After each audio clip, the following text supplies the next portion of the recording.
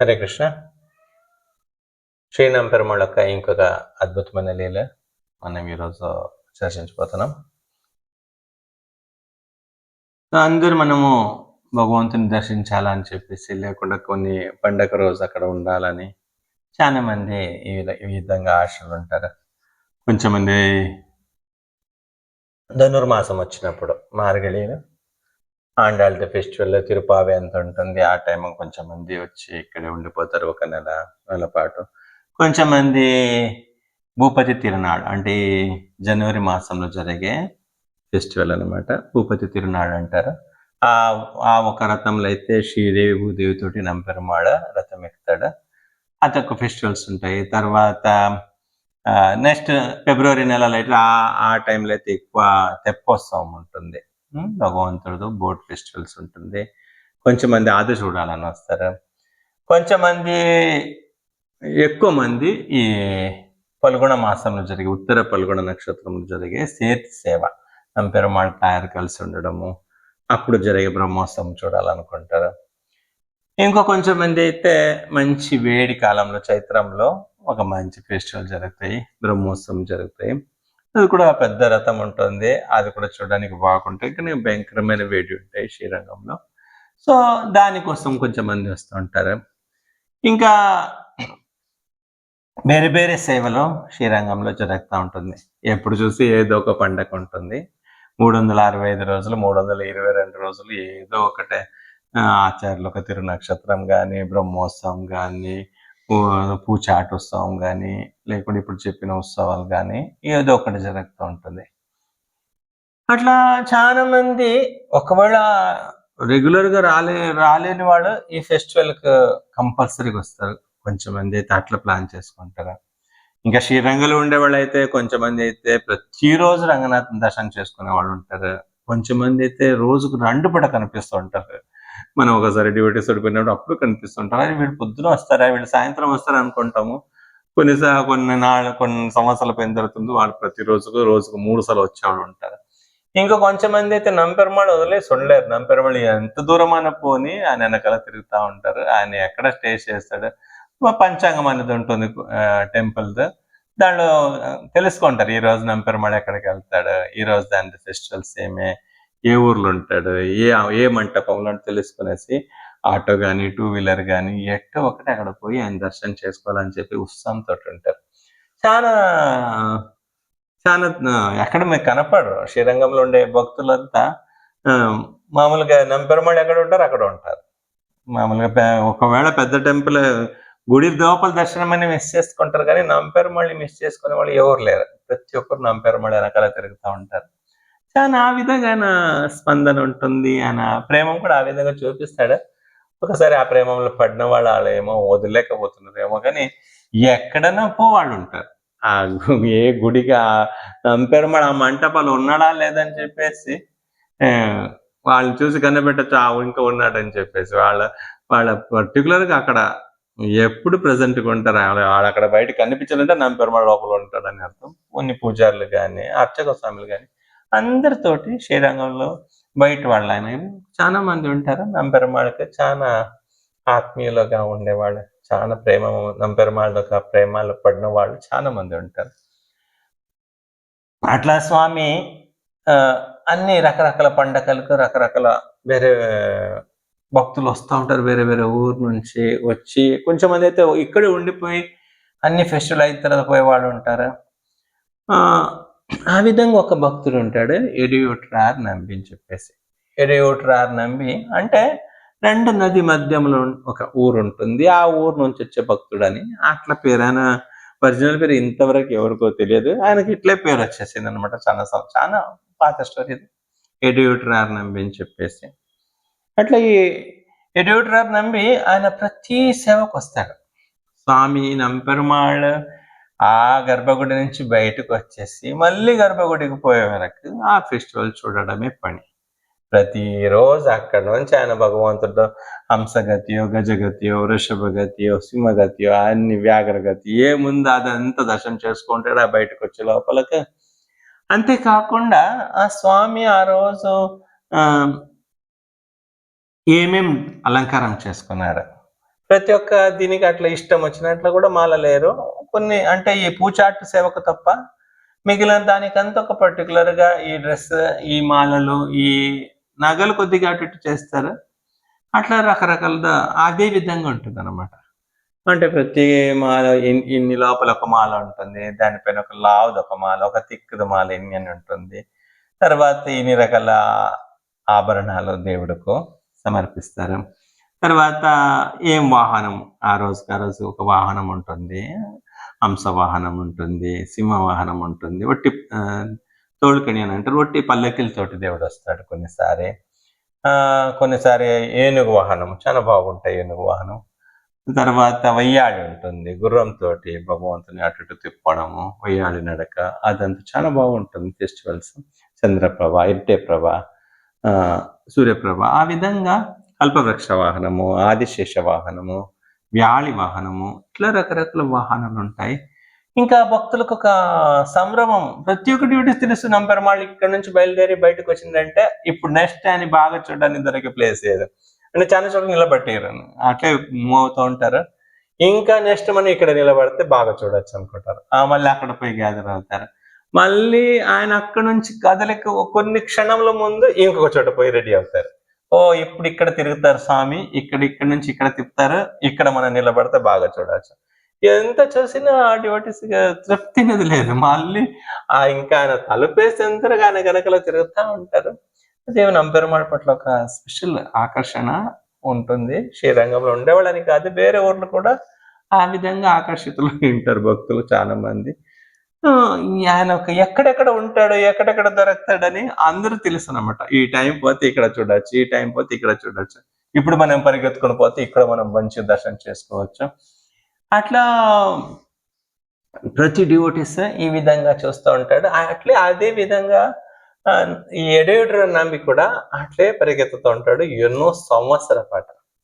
ప్రతిసారి నంబెరుమాళ్ళని చూడడము, అక్కడ చూసిన తర్వాత ఇక్కడ చూడడం, ఇక్కడ చూసిన తర్వాత ఇంకొక చోట చూడడము. అయితే మనలాగా కాదు, మనం ఆయన ఇంటికి వచ్చే లోపల అన్ని మర్చిపోతాం. చూసి ఏం డ్రెస్ వేసుకున్నాడు, ఏం మాలలు వేసుకున్నాడు, ఏం ముకుటం వేసుకున్నాడు, పాండ్యన్ కొండయా లేకుండా వేరే వేరే రకాల ముత్యాలదా లేకుండా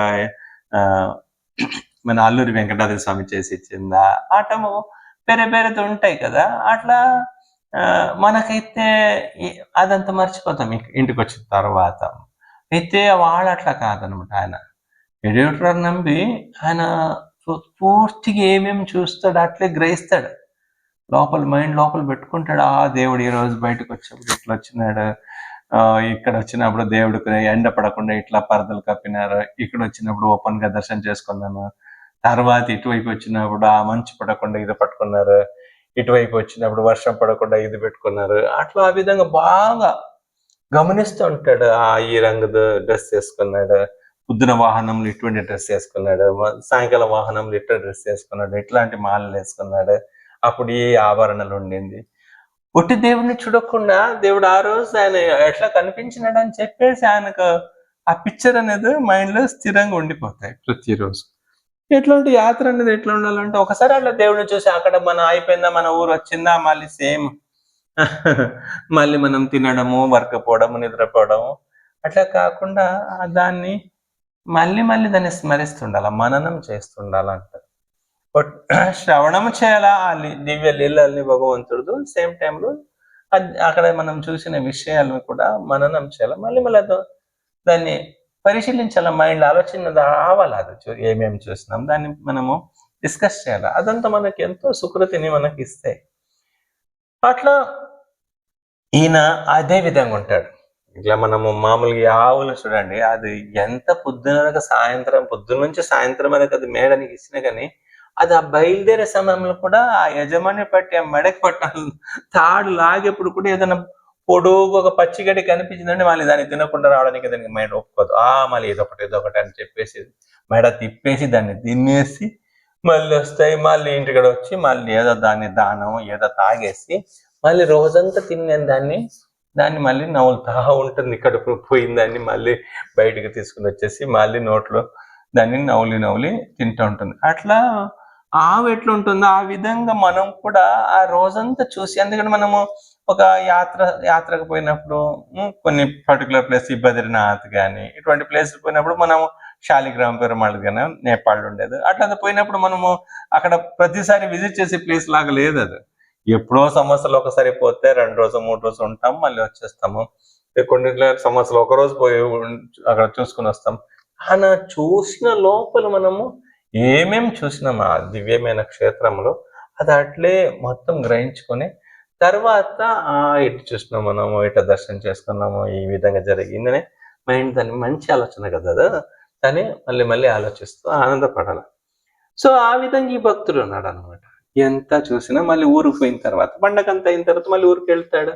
ఊరికి వెళ్ళిన తర్వాత ఇంకా అదే తలుచుకోవడము, భూపతి తిరునాళ్ళు, శ్రీదేవి భూదేవి తోటి స్వామి రథం ఎక్కినాడు. తర్వాత స్వామి రథం అంతా ఊరేగింపంత అయిన తర్వాత తేరైన తర్వాత మళ్ళీ కిందకి దిగిన తర్వాత మళ్ళీ దర్శనకి అందరికి అలవ్ చేసినారు. లోపల పోయినాము, ఇంతసేపు పడింది, మళ్ళీ బయటకు వచ్చినాము, ప్రసాద్ తిన్నాము, మళ్ళీ ఒక అవకాశం దొరికింది, మళ్ళీ లోపలికి వెళ్ళినాము, దర్శనం చేసుకున్నాము. ఈ విధంగా ఏమేమి ఈ బట్టలు వేసుకున్నాడు స్వామి, ఈ విధంగా అలంకారం చేసుకున్నాడు, అట్లా చాలా దాని గురించి ఆలోచిస్తూ ఉంటాడు. వాడు ఊరికి వెళ్ళిన తర్వాత పండగ రోజంతా ఇక్కడ ఉంటాడు, మళ్ళీ ఊరికి పోయిన తర్వాత దాని గురించి ఆలోచిస్తున్నాడు. ఇది దేవుడు కూడా ఆనందం ఉంటాయి. ఏంటి, అందరు భక్తులు ఒకేసారి కలుస్తారు కదా. మామూలుగా గుడి లోపల అయితే ఒక్కొక్కడు వస్తాడు, దర్శనం చేసుకుంటూ వెళ్తాడు, ఆయన తలపైన నొప్పి దేవుడి తలపైన వేసేసి ఆయన వెళ్ళిపోతూ ఉంటాడు.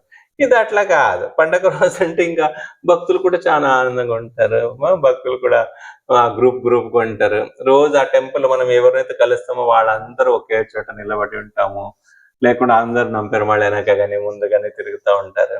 భగవంతుడు కూడా భక్త బృంద కటాక్షం అంటారు. ఆ భక్తుల్ని ఆ గ్రూపుగా ఒక్కొక్కరికి కృప చేయకుండా ఆ గ్రూపుగా అట్లే అందరికి ఒకేసారి కృప చేయాలని భగవంతుడు కూడా ఉంటాయి. అది కూడా ఆయనకు బాగా నస్తే, ఇంతమంది నిలబడినారు, సరే అందరికి ఒకసారి ఆయన ఒక దివ్య చూపు, దివ్య ఏమంటారు, మందహాసం ఆ నవ్వుతోటి ఆ మంచి ఒక కృపా దృష్టి అందరిపైన ఒక ప్రేమంతో ఒకసారి చూస్తాడు. ప్రతి ఒక్కరిని గమనిస్తాడు, ప్రతి ఒక్కరిని చూస్తూ ఉంటాడు. మీరు ఏ మూలలలో నిలబడండి, నంపెరుమాళ్ పండగల ప్రతి ఒక్కడుకు కొద్దిగానే మన వైపు కానీ ఫేస్ ఒకసారి తిప్పుతాడు, ఒక క్షణం అన్న తిప్పేసి మనకు దర్శనం ఇస్తాడు. అది గ్యారెంటీ అనమాట.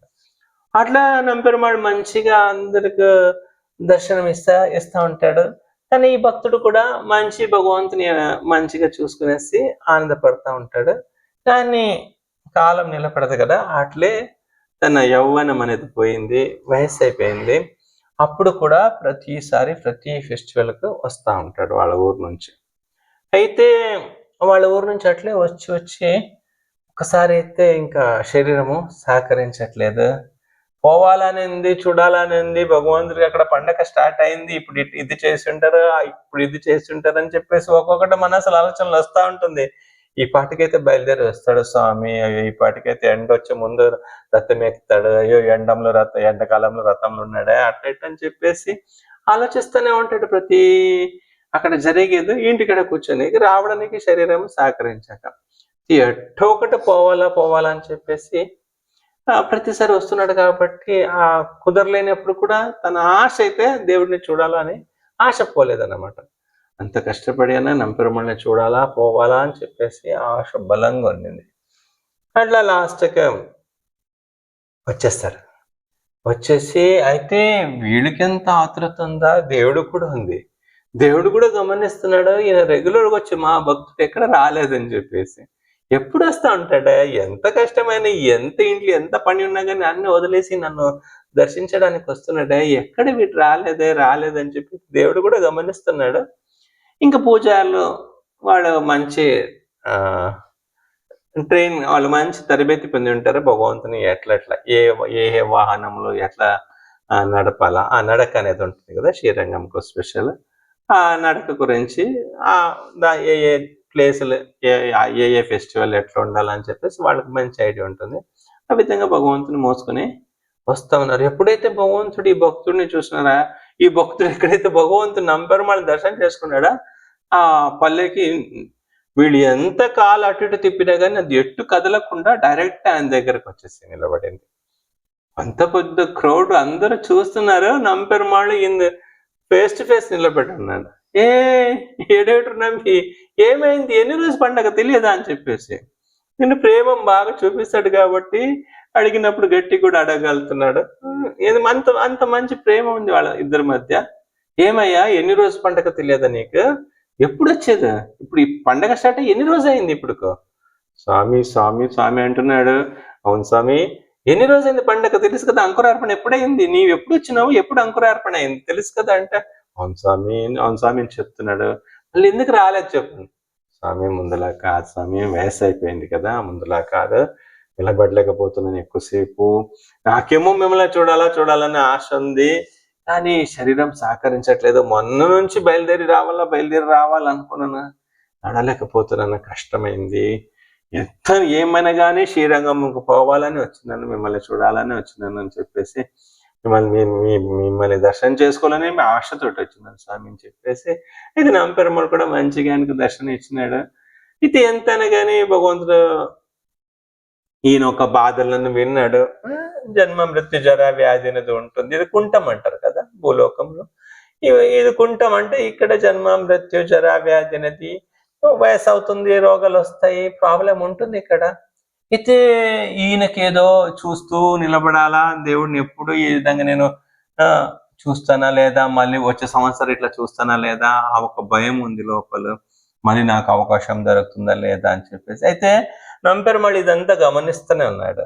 ఈయన లోపల ఏం జరుగుతుంది, మళ్ళీ వచ్చే సంవత్సరం ఈ పండగలంతా మళ్ళీ నాకు చూడడానికి దొరుకుతుందా లేదా, శరీరం సహకారం చేస్తుందా లేదా, ఉంటానా లేదా, రకరకాల భావతోటి ఈయన ఉన్నాడు. అయితే నంపెరుమాళ్ అర్థం చేసుకున్నాడు ఆయన ఒక మనస్థితిని. ఎందుకు ఏమంటున్నావు, ఏమనుకుంటున్నావు, నువ్వు నన్ను చూస్తా ఉండొచ్చులే, నువ్వేం భయపడద్దు, ఎంతసేపు నా చూస్తా ఉండొచ్చు. స్వామి శరీరం ఇంత ఘోరంగా ఉంది, నిలబడలేకపోతున్నాను, ఎక్కువసేపు ఒక చోట కూర్చోలేకపోతున్నాను, నాకేమో మిమ్మల్ని చూస్తూ ఉండాలని అనిపిస్తుందంటే, ఏం భయపడదు, మా ఊరికి రా అని చెప్పినాడు. మా ఊరికి రా, ఏం ప్రాబ్లం లేదు, అక్కడ వైకుంఠం అంటారు కదా, జన్మ మృత్యు జర వ్యాధి అనేది ఏం లేదు, మా ఊరికి రా, నీవు చూస్తా కూర్చోవచ్చు నన్ను, ఎంతసేపు మా పండగలు ఏమేమి ఉందా మొత్తం చూస్తూ, ఏ ఒక్క అభ్యంతరం లేకుండా, ఏ ఒక్క కష్టాలు లేకుండా ఆనందంగా మా పండగలన్నీ చూస్తుండొచ్చు, రా మా ఊరికి రా అని చెప్పేసి ఒక మాట అసలు అక్కడ రా అని చెప్పేసి, అక్కడికి వస్తే నువ్వు ఎప్పుడు నన్ను చూస్తుండొచ్చు అని చెప్పేసి. అక్కడ నంపెరుమాళ్ కొద్దిగా ముందుకు వెళ్ళినాడు, అట్టే శరీరం వదిలేసినాడు. శరీరం ఏడేటు నమ్మి శరీరం వదిలేసినాడు, భగవంతుని యొక్క దివ్య ధామానికి నంపెరుమాళ్ అని తీసుకొని పోయినాడు. ఇడియోటు నంబికి జై, శ్రీరంగనాథ భగవానికి జై, श्री नंपेरुमाल की जय, श्री नाचार्य की जय, श्री प्रभुपाद की जय।